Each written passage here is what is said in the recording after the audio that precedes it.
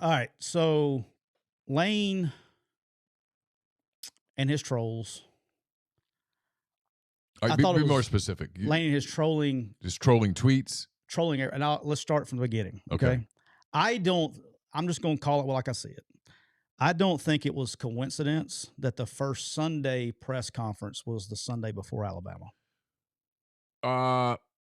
It's a little inside baseball here. It had been discussed weeks earlier. I think it just happened. That part, coincidence, no, but it wasn't strictly because of that. Okay. Now the question. I'm getting there. The question was planted. All right, so let's talk about this. All right, so Lane has a press conference on Sunday that was supposed to be just about the previous game. That's correct. The first question, because he mentioned it. So here's a little. Let me give you a little background. Quick, okay. It's quick. No, you're good. Before we got rolling with the pre-Georgia Tech press conference, we had gotten to where that press conference on Monday was 90% about what had happened on Saturday.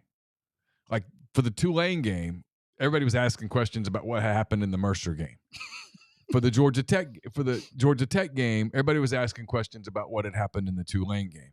So he said, "Hey, what would y'all think about having a Sunday teleconference to get these questions out of the way? Because by the time we get to Monday, we've turned the page to the other team. We've already done all that. We're on to the next team. We've already had a practice because Ole Miss is a morning practice team. We've already had a practice, and everybody was kind of like, I don't know, whatever, whatever. But like, I don't want to do it on Sunday because I kind of want to. I don't want to add another thing to my plate on Sunday because I'd like to have at least 3 or 4 hours on Sunday to, like, I don't know, visit with my family. But it's like, whatever. So cool. That's what we did, and but it didn't get announced until Sunday. We got like an email or a text or both like 3:30 that, hey, we're doing this at 5:30. Here's the Zoom link, teleconference, audio only. So of course, when you do that, guys who don't normally come to the press conference get on the Zoom call. There were no rules laid out. The rules were just sort of understood that, hey, this teleconference is about the Georgia Tech game. And on Monday, when we do it, it's all going to be about the Alabama game coming up. And then, of course, either the first or second question. The first. I can't remember. I listened. Okay. It was about Alabama's defensive coordinator and the way that it went down. I've been doing this long enough to know I'd bet a lot of money. I can't prove that it was planted. I'd bet a lot of money it was planted. All right. Well, planted questions happen all the time. Well, I'll go stronger than you. The question was planted. Okay. Okay. I don't have a media credential. I don't care. The question was. Well, I'm not planted. worried about the credential either. Yeah, I just can't. I mean, they could take my credential. I'd be like, it's fine. All right. The question was planted. Cool. That happens all the time. I've planted a question before. I get it. I know how it works. The question was planted, and the question was about Kevin Steele. Yeah. Okay. That was planted by Lane on purpose. And it was personal. That was supposed to be a personal shot. Okay. All right. That was reason one. Two is you can't go. This is what's comical. You can't spend the whole SEC. So you're saying Lane and Kevin Steele 100% don't get along personally? 100%. Okay. I just want to be clear. Yeah. And that's not a big secret. Because it's going to be, a lot of people are going to stir this up, and I want to be clear with what you're 100%. saying. Okay. Yeah.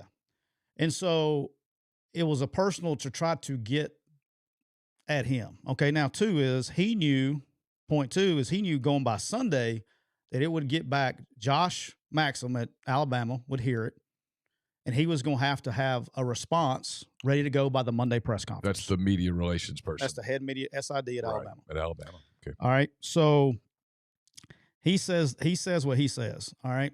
So let's talk about the actual what he was talking about. You can't go a few things. You can't spend all summer talking about getting mad at Paul Feinbaum about pissing off Nick Saban and then spend your first couple of days of your week with literally pissing off Nick Saban. Like, does anybody else? I'm like, he takes shots at Paul Feinbaum about you're just pissing him off. You've literally spent the first part of your week pissing off the whole, poking the bear, pissing off, whatever you want to call it. So I thought that was funny. All right, but let's talk about what he said. All right, so he said the defense looked different, that it looked like Travaris Robinson. The fans may believe that, okay? No coach, every coach in America is going, Lane, come on, dude. Like, Lane, there's no, and he didn't watch it. There's no analyst, there's nobody that's going to watch a TV copy of a game and go, hey, they got a new defensive coordinator. That's bullshit, okay? So the bullshit meter, like, save that shit for somebody that, what you did, you gave it to people that didn't know any better. Good for good. Okay, but save that shit. You didn't see that on TV copy. Now, let me tell you what you did see on TV copy. He was trying to steal signals off of a TV copy and probably saw some signals that looked different. That's what he saw. But do you think he said that? Because if he really wanted to stir shit up,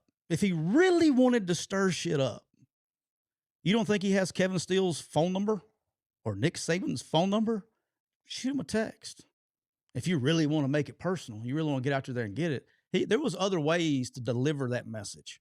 Okay. All right. Then 2. So almost at the same exact time, because I was like, dude, I'm out of it. I'm just eating popcorn. I'm like watching back and forth. I'm actually entertained about it. So if he's looking to be entertaining, he's accomplished that. I think it was entertaining. So Nick comes out, first thing he says about the starting quarterback. And I don't think Lane knew that at the time, because I literally think they were talking at the exact same time. They were. I almost raised my hand and said, hey, Saban just named Milroe the quarterback. Gotcha. But by that point, the press conference had gotten weird, and I was ready to go. So during this press conference that he had yesterday, so he doesn't know what's going on, Nick comes on and says, Kevin Steele still has all the defense coordinator duties.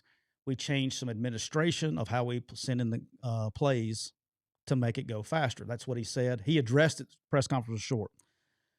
It would be a decent time here in a minute to plug Bushnell, given the seal. It's coming. I got it. I got it written down. Okay. I got it written down right there. I'm good. This is not my first rodeo. I'm good at this. I'm getting better. So then he gets asked about the Kevin Steele question in the press conference, and he goes, "Oh, I wasn't trying to start anything. I was just asked the question." Okay, again, save the bullshit for somebody that doesn't know any better. You actually planted the question for them to ask you about it. Well, nobody can prove that he did. But again, you know what I'm saying? Look, when people go, you said that, I'm going to point out. I said it. Tyler Siskey said it. I'm going to point out that I said it in an attempt to be as fair as I can be, that it's my opinion that the question was planted. Okay, I'm convinced. Prove me wrong. That's what I got to say. Prove me wrong. I'm just saying the part when it comes down to what I said. I want to be clear on what I said. Hey, the he said, she said working for Michigan State. Prove me wrong. Can't prove me wrong. All right. So anyway, long story short is here's what I don't like. Then he comes out with a tweet this morning. Yeah. The tweet this morning to me was more like the whole, okay, obviously Explain it. I don't know the beef and stuff. And so I don't like saying that about the defensive coordinator stuff. Like you're trying to like poke a little maybe and whatever, but I guess I don't know enough about it internally to know how that's that big of a thing. So, but today, Lane Kiffin tweeted out a Taylor Swift song. Castles Crumble, I think. Yes. Is that what it is? I guess. I'm not a Taylor Swiftie, but I think it had to do with castles crumbling, destroying, or something. Let me find it. Castles Crumbling. Castles Crumbling. Okay. Here are the lyrics to Castles Crumbling. I'm Swiftied up right now. It's Taylor Swift, released in 2023 on her album Speak Now, Taylor's version. Once I had an empire in a golden age. I was held up so high, I used to be great. They used to cheer when they saw my face. Now I fear I have fallen from grace. And I feel like my castle's crumbling down, and I watch all my bridges burn to the ground. And you don't want to know me, I will just let you know you don't want to know me now. Once I was the great hope for a dynasty. Crowds would hang on my words, and they trusted me. Their faith was strong, but I pushed it too far. I held that grudge till it tore me apart. Power went to my head, and I couldn't stop. Ones I loved tried to help, so I ran them off. And here I sit alone behind walls of regret, falling down like promises that I never kept. And I feel like my castle's crumbling down, and I watch all my bridges burn to the ground. And you don't want to know me, I will just let you down. You don't want to know me now. All right. I mean, that sounded like a rap there. We got the point there, right? But here's really the thing. well written. Whoever wrote this is really that's very, very good. Probably a good song, I imagine. I think she's great. I mean, I'm not. I don't have anything against I'm her. not a Swiftie. I don't. I'm not a Swiftie, but I like her. I like a lot of her music. All right. So here's the thing: is for somebody that spends the whole summer, oh, don't give him rat poison. Like he isn't like you're pissing. Like you really don't want to poke the bear and do that. Now, there's two things to look at: is why. The most important thing in this, the message that he's trying to get across twice. To who? To anybody over there that will listen, particularly Nick Saban. Okay. Is that he said it twice, that we don't need the TV. Like, that wasn't about watching the TV copy. I mean, Pete Golden talks to people in that building. He's trying to let him think that he's got a mole. He's trying to create staff dissension. That's what he's trying to do. He's trying to create staff dissension over there. Okay, now, he's also gambling, and this is probably the key part of it. Okay, he's got some skeletons in his closet too, and they hold the key to the closet. And he's gambling that nobody's willing to use that key. It's a big gamble. Okay, and here's the point I don't understand. Is I don't think he needs it. This is his best chance to beat him since he's been here, in my opinion. It's my opinion that the only reason he did this today is that the man is 100% confident that he is going to win this game Saturday afternoon. Otherwise, it makes no sense. Now look. Let me say this, and you know me. I'm not a trash talker. You'll never see me trash talking. I don't believe in it. I can't stand it. It makes me uncomfortable. If I'm getting ready to play you in a game and I think I'm going to win, I'm not going to say that to one walking soul because I'll be so afraid I'll jinx it.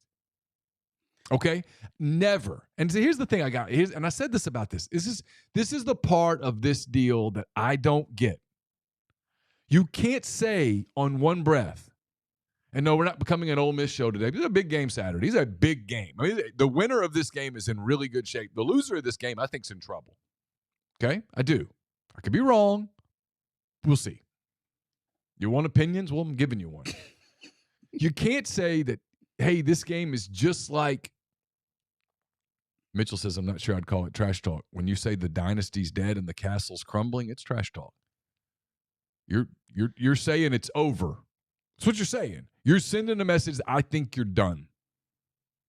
They're better than me because if I was still over there and that would have came out, I would have probably had enough nuts to tweet something back and shut it all up.